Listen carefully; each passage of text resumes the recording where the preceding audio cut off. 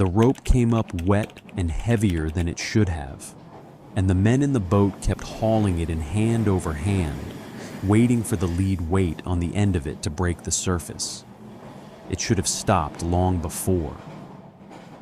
The trial borings had promised solid rock a short way down, close enough to build on, and the whole shape of the crossing had been drawn on that promise. But the line kept paying out into the gray water, past the depth where rock was supposed to be, and past the next depth after that, and when the lead finally settled, it settled into soft mud far below where anyone had planned to stand a pier. That reading, taken from an open boat on the Firth of Tay in the 1870s, quietly rewrote the bridge that was already being built across it. And the bridge that got built there, and the way it came down one Sunday night a few years later, would change how every long railway span after it was designed.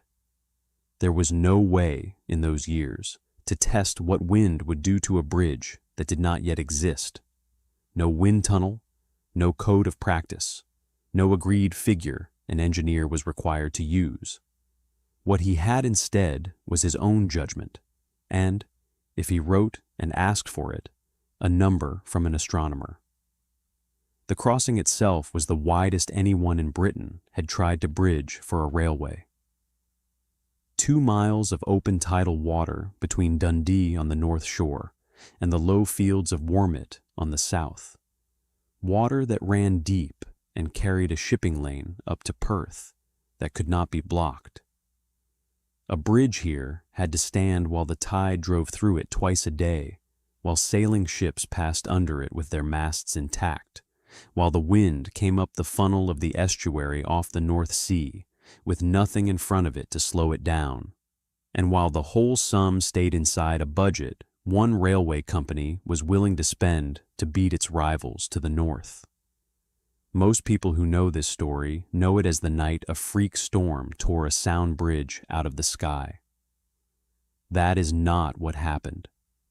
The storm was strong, but it was not beyond anything the estuary had thrown up before, and the bridge did not fall because the wind was exceptional.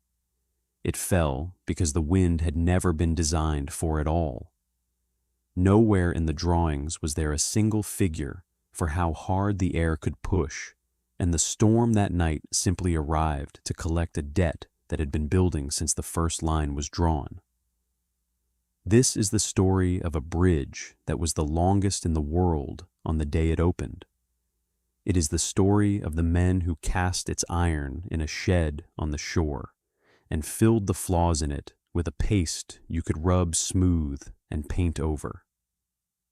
It is the story of the men who rode a train into it in the dark and never reached the far side. And it is the story of how their deaths put a number into every engineer's specification that had never been required there before. The number came later.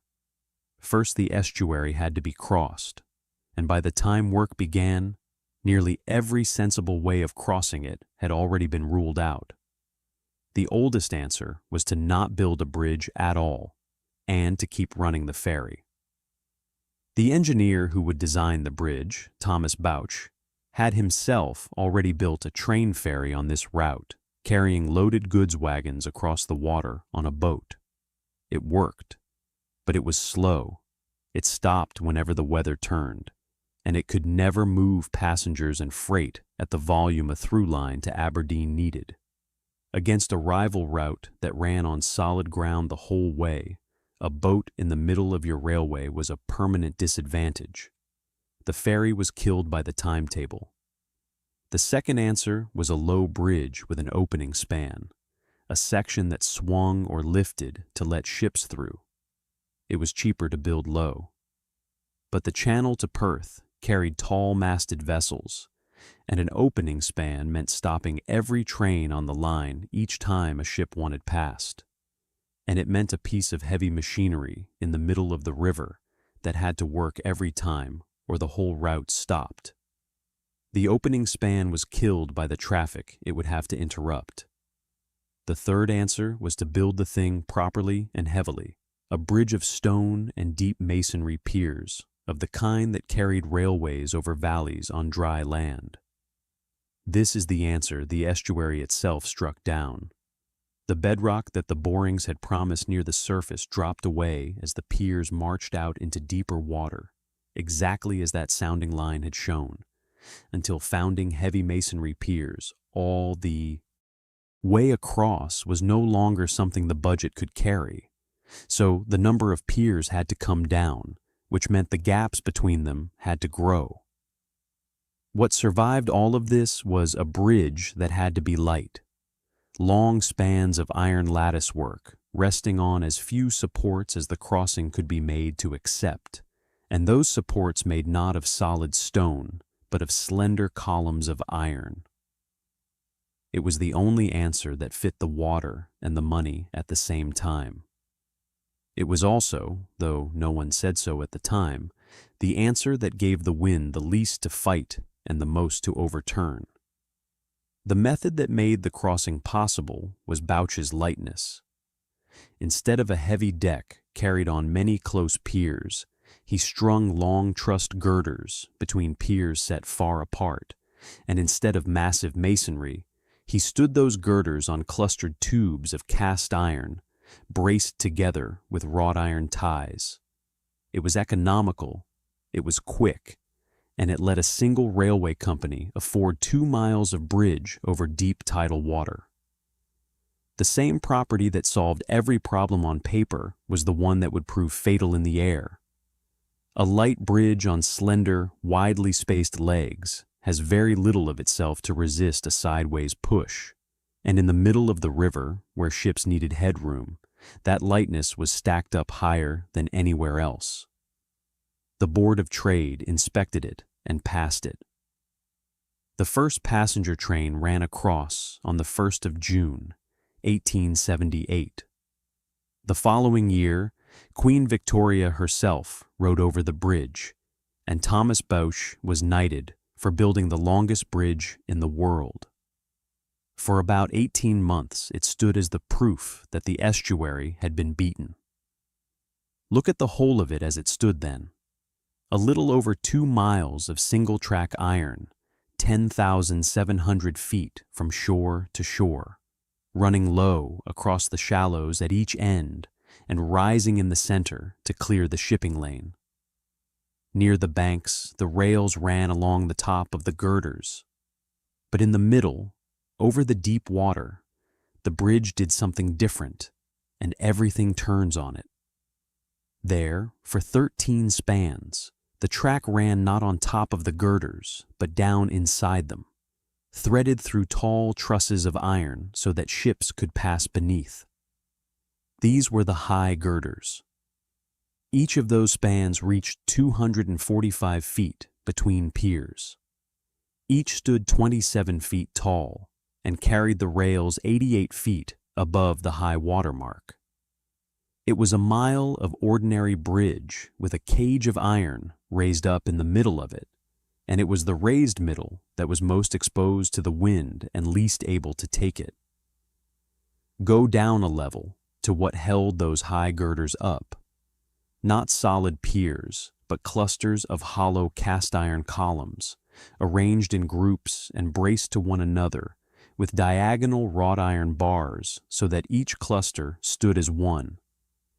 The bracing was the only thing that turned a bundle of thin vertical tubes into something that could resist being pushed sideways. Take the bracing away, and each column was just a stalk. Go down another level to how that bracing was fastened. The tie bars did not clamp around the columns. They bolted to lugs, small projecting ears of iron, and those lugs were cast as part of the column itself, in the same pour rather than being separate pieces of forged iron banded on. Casting them in was faster and cheaper. It also meant that the strength of the entire wind bracing system depended on the quality of a few small tabs of cast iron, and cast iron is strong when you press it and weak when you pull it, and every one of those lugs spent its life being pulled. Go down one more level to the single detail everything rested on. The bolt holes through those lugs were made by pushing a tapered plug into the mold, because a tapered plug pulls out cleanly. That left a hole that was wider at one end than the other. The correct next step was to drill the hole out true, so the bolt sat against a full flat face of metal. On many of these lugs, that was never done. The bolt bore against a tapered hole, which meant it bore against a line of contact rather than a face, and a bolt bearing on a line will split the iron around it long before a bolt bearing on a face would even strain. That is the smallest part of the whole 2-mile bridge, a cast tab of iron with a hole a couple of inches across that was never finished properly. And the failure runs straight back up from it. If the hole was tapered, the bolt bore on a line. If it bore on a line, it split the lug. If the lug split, the tie bar it held simply let go. If the tie bars let go, the columns lost the bracing that was the only thing making them stand as a cluster. If the cluster lost its bracing, the pier could rack over sideways. And if a pier under the high girders racked over, the high girders came down, and whatever was inside them came down with them. Drafting table covers the structures that got built, and the men the record leaves out, the ones who poured the iron and the ones who signed it off. What the foundry on the shore at Wormit was actually doing on those shifts is where the rest of this goes. The iron for the bridge was cast on site in a foundry built at the Wormit end, and much of it was melted down from the wreckage of an earlier attempt at the same bridge that had partly failed in an earlier storm. The men who worked there afterwards said plainly what the conditions were. The metal they were given was Cleveland iron, which carried a scum and cast badly. The molds were sometimes damped with salt water. The cores that shaped the hollow insides of the columns were not always fastened tight and shifted, so the walls of a column came out thick on one side and thin on the other. Columns were cast lying down, which made the uneven walls worse. And when a casting came out of the mold with a blowhole in it, a cavity where gas had been trapped, it was not always scrapped. The foreman kept a stock of a filler the men called Beaumont egg, a mixture of beeswax, rosin, iron filings, and lampblack. It was pressed into the flaw, smoothed off, and painted over, and once it was painted, you could not tell by looking that anything was wrong. Where a lug had come out badly formed, missing metal was added back by burning fresh iron onto it. The inspection that was supposed to catch all this was a man with an eye and a hammer, because there was no other way to see inside a casting. There were no rays to shine through iron, no way to test a column without breaking it.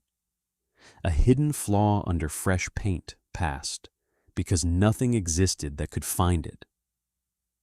At least one man on the bridge knew something was wrong while it still stood.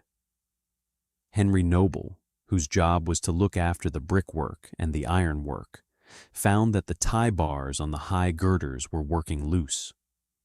He did not read this as the bridge coming apart. He read it as slack to be taken up, and he packed the joints with iron shims to quiet them. Whether the rate a man was paid was fair for that kind of judgment is not a question the records answer, because the records were kept by the people who set both the rates and the standards. Men had already died building it. When one of the foundations was being sunk inside a caisson, a great iron cylinder pumped dry so men could work at the riverbed. An accident in that caisson killed 6 of them in the summer of 1875. They appear in the record as a number and a place. The men who cast and cut the particular lugs that failed are, for the most part, not named anywhere at all. A dresser at the foundry, called Alexander Milne, was asked at the later inquiry what Beaumont egg was made of, and answered, and so his name survives attached to the filler. The names of most of the men who made the iron do not survive attached to anything. Then came the night the bridge was asked to prove itself, and the proof ran the wrong way. It was the 28th of December, 1879, a Sunday, and a storm of force 10 to 11 was driving straight up the estuary at right angles to the bridge, hitting the high girders broadside. A little after 7 in the evening, a train came onto the south end of the bridge out of Warmit, bound for Dundee. At its head was engine number 224, with driver David Mitchell and his fireman John Marshall, pulling carriages full of people coming home. In the signal box at the south end, 2 signalmen, Thomas Barclay and John Watt, took the train onto the single line and watched it go out over the water into the dark and the wind. They watched the 3 red lights of its tail lamp move out along the bridge. They saw sparks streaming off to the side, iron on iron, as the gale pressed the train against the rails. The lights moved out toward the high girders in the middle of the river. And then, together, the sparks and the tail lights were gone, and there was only the storm. Barclay tried to signal across to the north side. The line was dead. When men crawled out along the bridge against the wind to look, the entire high girder section, all 13 of the raised central spans, was simply not there. It had gone into the river and taken the train inside it. Every person aboard was killed. The ceremony had happened already, a year and a half before, when the Queen crossed and the engineer was knighted on this same iron. Now divers went down into the winter estuary to find the train, and by early January they had recovered only a handful of the dead and would go on dragging the river for months. Thomas Bouch, knighted on this bridge, was summoned to answer for it. The inquiry took the bridge apart on paper and in the water and found it badly designed, badly built, and badly maintained, and laid the design failure squarely on Bouch. He had made no proper allowance for wind because, having once asked for expert advice on wind for a different bridge, he had come away treating it as something that need not be separately provided for. He died within the year, his reputation gone, and his design for the great bridge, already planned over the Firth of Forth, was thrown out with him. What replaced his approach was its opposite. Cast iron carrying tension in a railway bridge was finished. When the Forth Bridge was built a few miles away by Benjamin Baker and John Fowler and the contractor William Arrell, it was made deliberately, visibly, almost defiantly massive, a structure that looked like it could never fall because the whole country had just watched one fall. What survived the wreck was the number. The Board of Trade, alarmed at what had passed inspection, set a requirement that British bridges be designed to withstand a wind load of 56 pounds on every square foot. That figure was forced onto the new Forth Bridge and became standard practice, and with it came the wider habit of treating wind not as a matter of judgment, but as a fixed load you calculated for, the way you calculated for the weight of the train. Before the Tay, wind was something an engineer weighed in his head. After it, wind was a line in the specification. Every long span that came after inherited that line, whether its builders knew where it came from or not. You can stand on the bridge that carries the trains across the Tay today because a second bridge was built alongside the first, opened in 1887, heavier and on a double track. And if you look out of the window from that bridge down at the water, you will see them. A long row of stone stumps standing just clear of the surface, running parallel to the track you are on. They are the piers of the first bridge, left where they stood. Somewhere out over that line of stumps, 88 feet up. A cage of iron once carried the rails through the middle of the river, and it took a foundry on the shore, a sounding line that came up wrong, and a filler you could paint over to put it there. When people picture the Victorian faith in iron, and the moment it broke, this is the bridge they picture.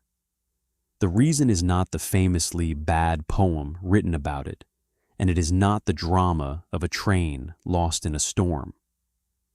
The reason is the plain engineering fact underneath, that a bridge celebrated by a queen and its knighted builder fell down because no one had written down what the wind could do. 59 of the dead are known by name, and there may have been as many as 75, and some were carried out to sea and never found, so that even the list of who died that night is itself incomplete. They were the people the bridge was built to carry, and after all this time, the incompleteness of that list is still owed an accounting. It was not a freak storm, and it was not an act of God. It was a debt written into the drawings on the day they were made, and the wind, one Sunday night, finally came to collect it.